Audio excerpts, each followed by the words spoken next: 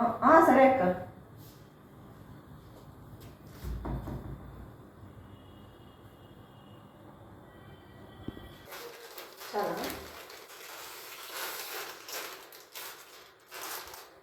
PAN heat ಮಾಡಿಕೊಂಡು oil ಹಾಕ್ಕೋಬೇಕು. 1 cup ರವೆ ಹಾಕಬೇಕು, ಫ್ರೈ ಮಾಡಬೇಕು.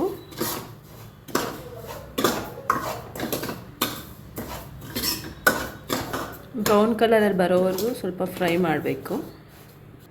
ಈ ಥರ ತಣ್ಣಗೆ ಮಾಡ್ಕೋಬೇಕು. ಮತ್ತು ಅದೇ ಪ್ಯಾನ್ಗೆ ಮತ್ತೆ ಆಯಿಲ್ ಹಾಕ್ಕೋಬೇಕು ಒಗ್ಗರಣೆಗೆ. ಆಯಿಲ್ ಹೀಟ್ ಆದಮೇಲೆ ಸಾಸಿವೆ ಜೀರಿಗೆ ಹಾಕಬೇಕು. ನಾವು ಪಿ ಜಿಯಲ್ಲಿರೋದ್ರಿಂದ ನಮ್ಮ ಹತ್ರ ಕರಿಬೇವಿನ ಸೊಪ್ಪು ಅವೈಲಬಲ್ ಇಲ್ಲ ಈಗ, ಅದಕ್ಕೆ ನಾವು ಕರಿಬೇವಿನ ಸೊಪ್ಪು ಹಾಕ್ತಿಲ್ಲ.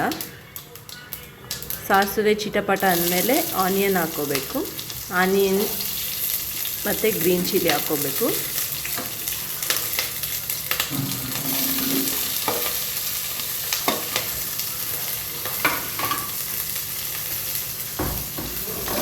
ಫ್ರೈ ಮಾಡಬೇಕು.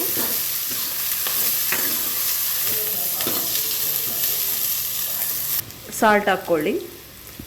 ಬಟಾಣಿ, ಕ್ಯಾರೆಟು, ಆಲೂ ಇತ್ತು ನಮ್ಮ ಹತ್ರ, ಅದಕ್ಕೆ ನಾವು 3 ಹಾಕ್ತಾಯಿದ್ದೀವಿ. ಇದ್ರೆ ಬೀನ್ಸೂ ಹಾಕ್ಕೋಬೋದು.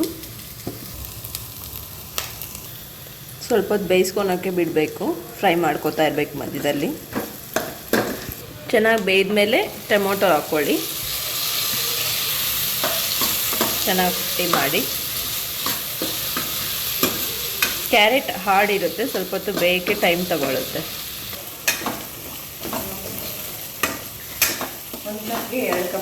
ನಾವು ಒಂದು ಕಪ್ಪು ರವೆ ತಗೊಂಡಿದ್ದೀವಿ, ಅದಕ್ಕೆ 2 ಕಪ್ಪು ವಾಟರ್ ಹಾಕ್ಕೋತಾ ಇದ್ದೀವಿ. ನೀರು ಸ್ವಲ್ಪ ಜಾಸ್ತಿ ಆದರೂ ಪರವಾಗಿಲ್ಲ, ಉಪ್ಪು ಆರೋಷ್ಟಿಗೆ ಸ್ವಲ್ಪ ಗಟ್ಟಿ ಬರುತ್ತೆ. ನಾವು ಇನ್ನೂ ಸ್ವಲ್ಪ ಜಾಸ್ತಿನೇ ಹಾಕ್ಕೋತಾ ಇದ್ದೀವಿ, 2 ಕಪ್ಗಿಂತ ಜಾಸ್ತಿ, ಯಾಕಂದರೆ ವೆಜಿಟೇಬಲ್ಸ್ ಎಲ್ಲ ಹಾಕಿದ್ದೀವಿ, ಅದೆಲ್ಲ ಬೇಯೋಷ್ಟಿಗೆ ಸ್ವಲ್ಪ ನೀರು ತಗೊಳುತ್ತೆ. ಮತ್ತು ಸ್ವಲ್ಪ ಉಪ್ಪು ಹಾಕ್ಕೋಬೇಕು. ನೀರು ಹಾಕಿದ್ಮೇಲೆ ಚೆನ್ನಾಗಿ ಕುದೀತಾ ಇದೆ. ಕೊತ್ತಂಬರಿ ಹಾಕ್ಕೋಬೇಕು.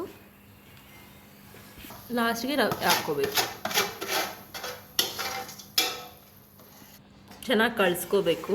ರವೆ ಹಾಕಿದ್ಮೇಲೆ ಫ್ಲೇಮ್ ಸ್ವಲ್ಪ ಕಮ್ಮಿ ಇಟ್ಕೊಂಡು ಕಳಿಸ್ಕೊತಾ ಇರಬೇಕು. ಉಂಡೆ ಬರ್ದಿರ ನೀಟಾಗಿ ಬರುತ್ತೆ.